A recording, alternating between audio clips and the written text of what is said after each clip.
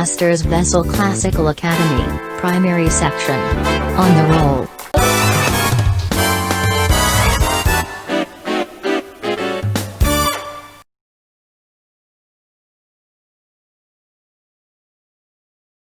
Hello, wonderful children at home.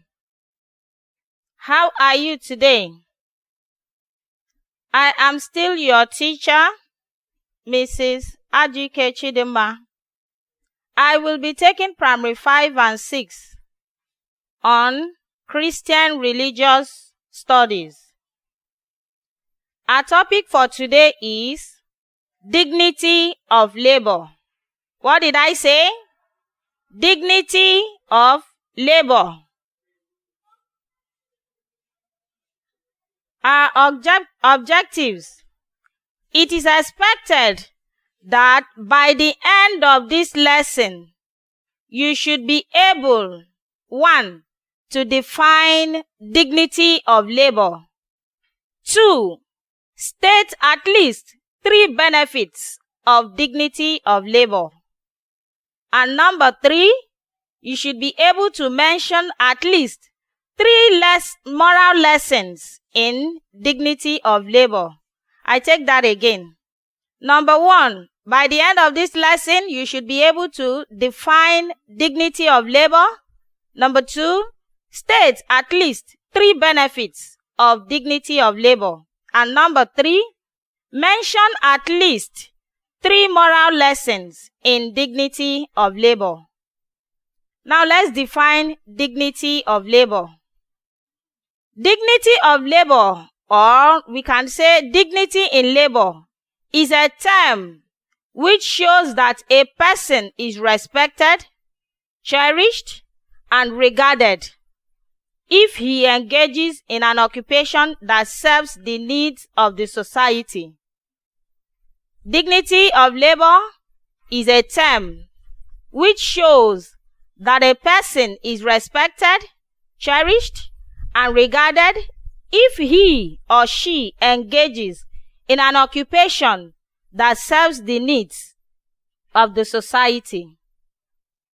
Now, for someone to be seen as responsible, he or she must have something doing. If you want people to see you as a responsible person, you must have something what? Doing. That is to say, a profitable hard work. Profitable in the sense that as you are working, you must be making money out of the work you are doing. In other words, he must possess certain skills which make him useful to himself and the society. Before you can embark on a profitable work, you must possess what? Some skills. And what? That will make you what? Useful. First of all, to yourself, your family, and then to the society at large. That is why you are coming to school to learn.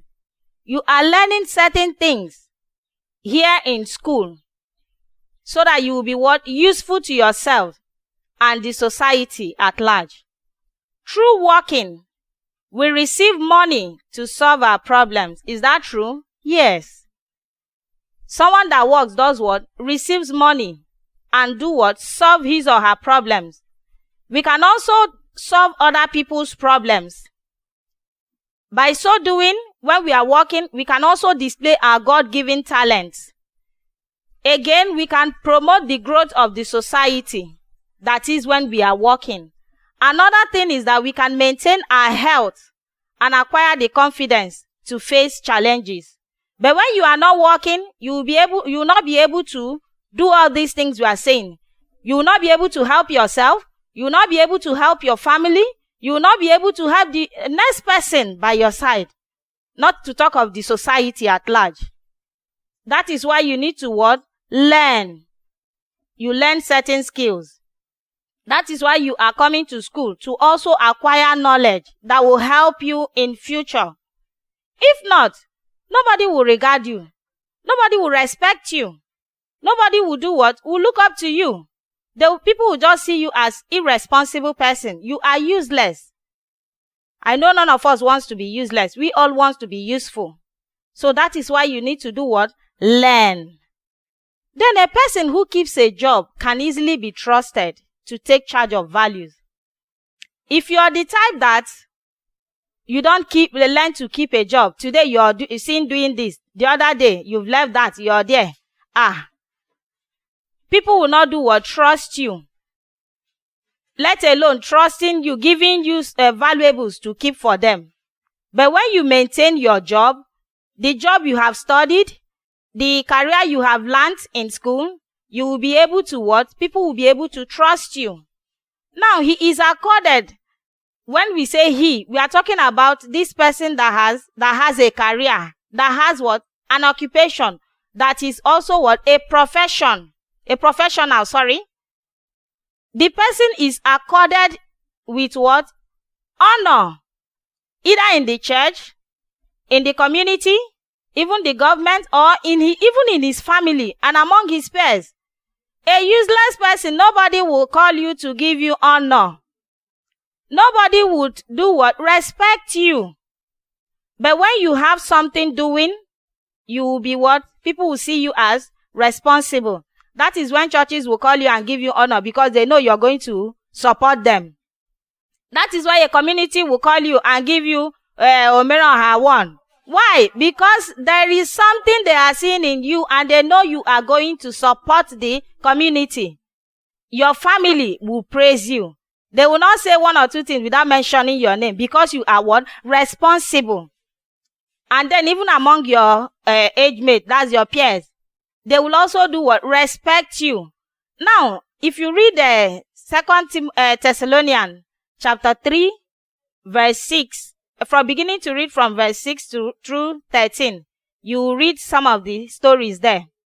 Now, let's talk about benefits of dignity of labor. Do we get anything when we work? Yes.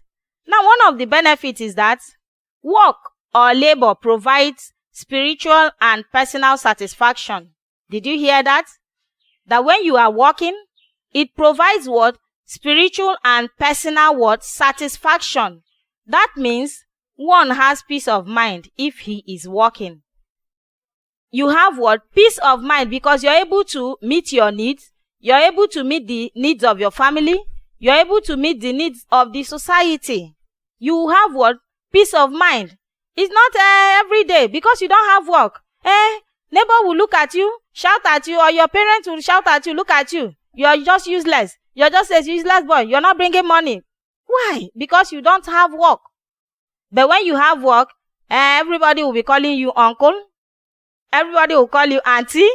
You become everybody's what? Uncle and auntie. Because you have what? A job. Another benefit is that by it, one achieves economic independence and self-trust. What do we mean by that? You will not be looking up to anybody to give you money to buy gari, buy biscuits, to buy dress for yourself. Rather, you can do all those things on your own because you have a job. Someone who doesn't have job goes about begging. You will not be a beggar.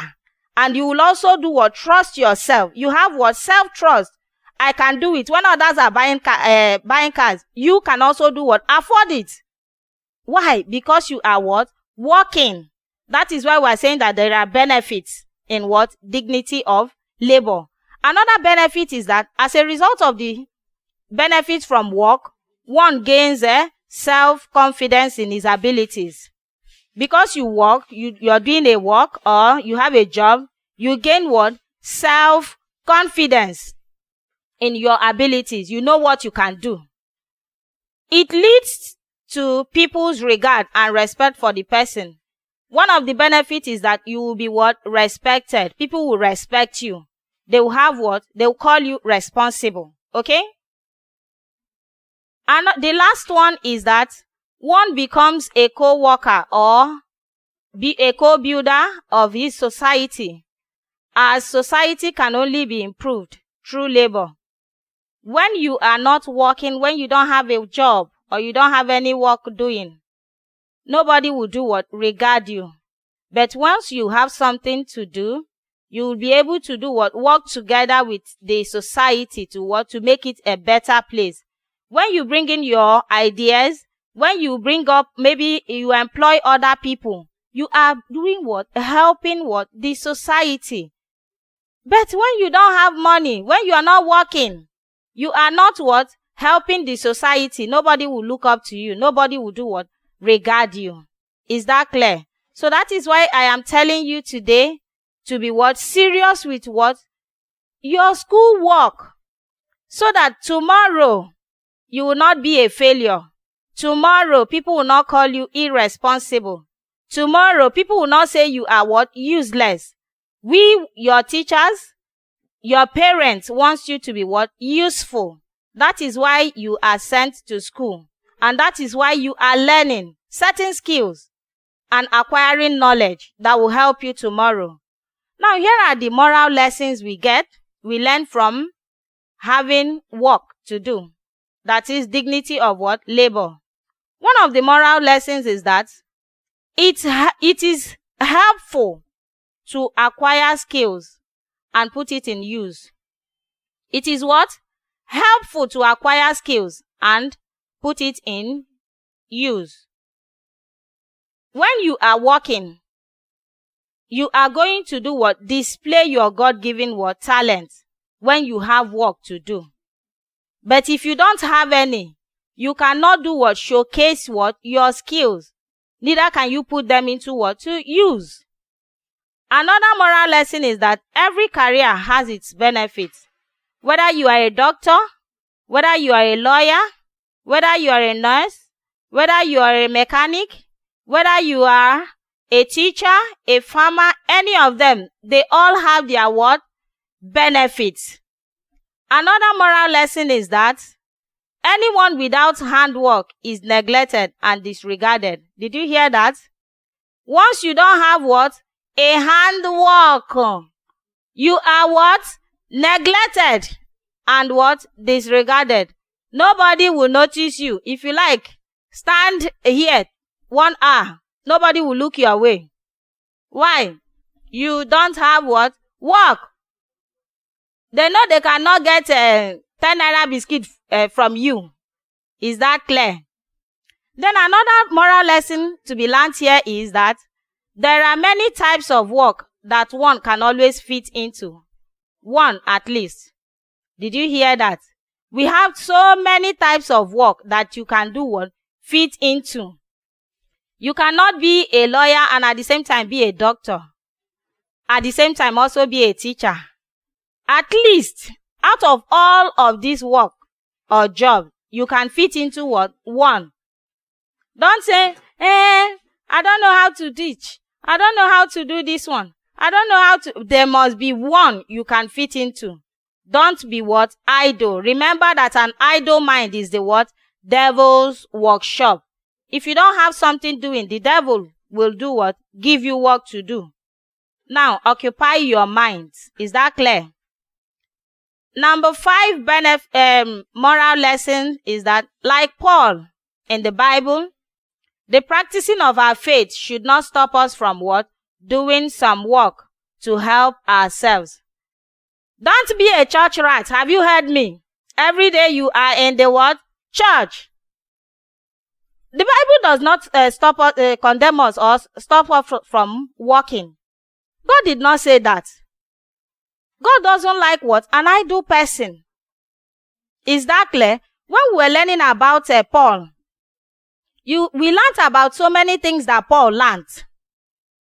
Paul was, he studied tent making. He learned tent making. He also studied about the law and the scripture. Did we not learn that? We did. That means he was doing so many things. So the fact that you go to church, we are not saying going to church is a bad thing. Whether you are in the choir or you are in Sunday school, you teach there, it does not mean that every day you will now carry your bag and go to church and lie down and sleep. I say God will supply. We know that God will supply all our needs. But you should do what? Step out in faith and then let God do his own part. Is that clear? So, this is very, very what? Important. That we should what? Not allow our faith do what? Stop us from what? Doing some work. To do what? help ourselves. Remember that this work we are doing is all about what? Helping ourselves. Learning to be what? Independent. Not every time you're looking at somebody to give you money to buy sweet. Every time you'll be looking at somebody to give you money to buy gari. Every time you might be smiling that, auntie, this one you're talking to, we are still children. Don't forget that you will grow. At a point, your parents will get tired of giving you all these things. They will begin to expect you to do what? To bring. That is why you need to be what? Up and doing. You are gaining knowledge right now. In future, you should be able to put them into what? Practice. Is that clear? The sixth one is, the honor one enjoys most is that he has a career, which he practices to earn a living. You have what? A career, and you practice that career to get what? To earn a living. Earning a living means what? Making money. You are able to what? Make money to do what? To satisfy your needs, to take care of your needs and your family's needs and your friends. Another one is, only the person that works should eat. I say that again. Listen very well. That what? Only the person that works should do what? Eat. That means if you don't work, if you don't wash plate at home, if you don't sweep your room, don't eat. Did you hear me? You should work so that when you're eating, you will enjoy that meal. Is that clear? Remember that there is no free food. Even the city, the town, they call free town. If you think that, oh, it is free town, everything there is free, let me pack my load and go there. Everything there is not free. Oh. Nothing is free in this life. You have to pay for it. You have to work to earn it. Is that clear? The last one is that in order to earn honor and respect, one should endeavor to have a career. You should do what? If you want people to respect you, if you want to earn honor, you should do what? Have a career. We've already talked about what career is. The job that someone does throughout his lifetime. That is what we mean by what? Career. You should have something what? Doing. If you want people to do what? Respect you. Okay, sorry, that wasn't the last one. Except one has a career, he cannot contribute to the development of his society. Did you hear that? Except you have what? A career. Except you have a job doing. You cannot contribute to what? The development of what? Your society. You haven't even taken care of yourself. How then can you take care of the next person? Because you don't have what? A work. Now we have talked about dignity of what? Labor. And we've talked about the benefits. There are so many benefits. You need to find where you fit in and do what? Take it up from there. And then we've talked about the moral lessons we get. We have said that every career has its what? Benefit. Don't say that this my friend that is a doctor is doing better than I am doing right now. Don't worry. There is benefit in whatever you are what? Doing. If it doesn't come today, it will surely come tomorrow. Is that clear? Now, this is the homework for you to do. Number 1. What is dignity of labor?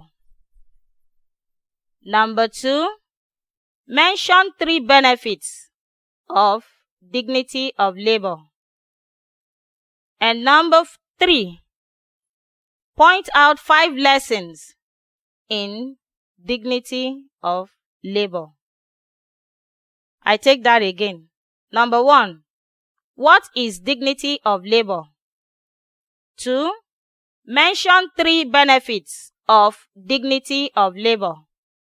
And number 3. Point out 5 lessons in dignity of labor. We'll stop here for today. Stay safe. Bye.